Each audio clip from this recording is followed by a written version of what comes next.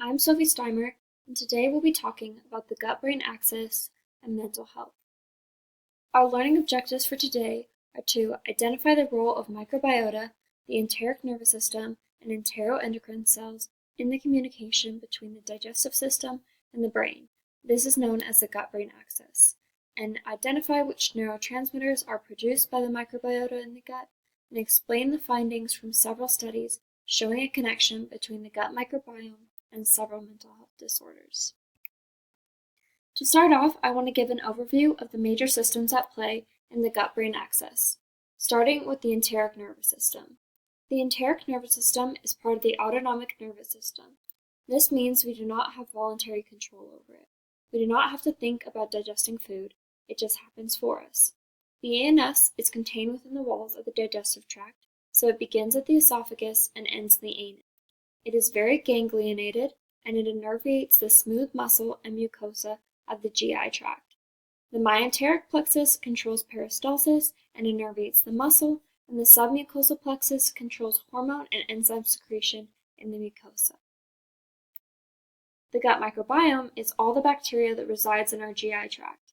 It begins to colonize at birth and is unique to each individual. They have even found a difference in the microbiome of babies born vaginally versus via C-section. These gut bacteria synthesize vitamins and play a huge role in digestion by breaking down complex carbs. They also alert the immune system of pathogens. These bacteria produce dopamine, norepinephrine, serotonin, GABA, glutamate, and acetylcholine, which are all neurotransmitters involved in mental health. And lastly, and most importantly for the subject, they produce metabolites such as short-chain fatty acids and neurotransmitters to communicate with the CNS. Enteroendocrine cells are basically the middleman between the gut and the enteric nervous system, which then goes on to communicate with the vagus nerve and the brain. Enteroendocrine cells are sensory epithelial cells located in the villi of the digestive tract. They communicate with the ENS via neurotransmitters and hormones.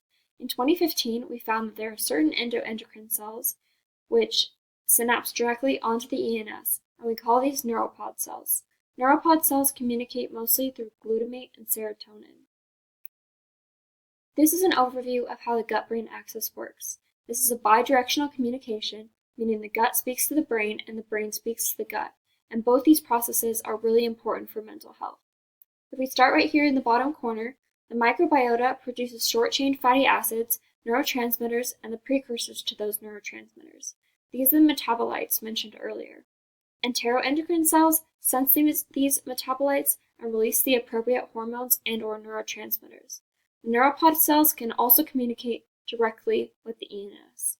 The enteric nervous system takes in all this sensory information and relays these messages to the vagus nerve. The vagus nerve then gives the information to the brain, and the brain will send signals back down to the gut, which impacts the microbiome. An example of this is hormones can increase or decrease, creating favorable conditions for certain bacteria.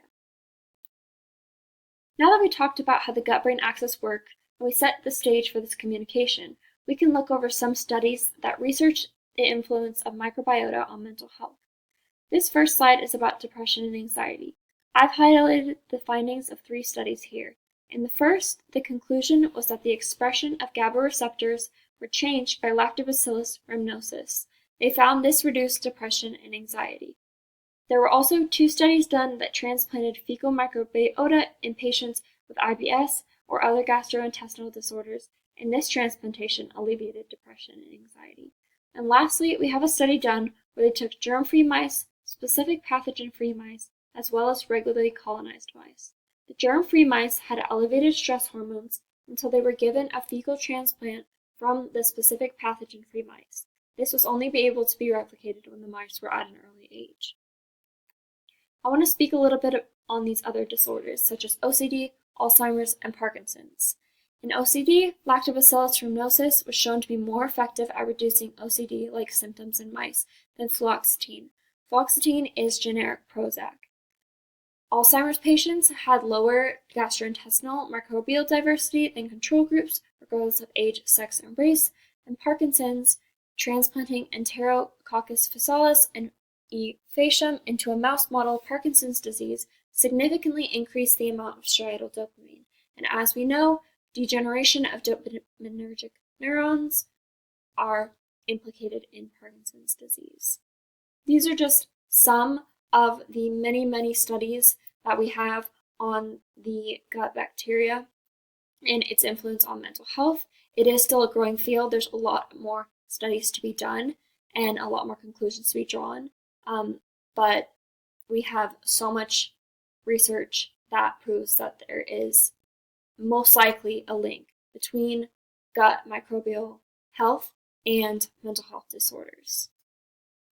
These are my references for the major studies, and these are my references for other research I did for this project. Thank you so much for listening.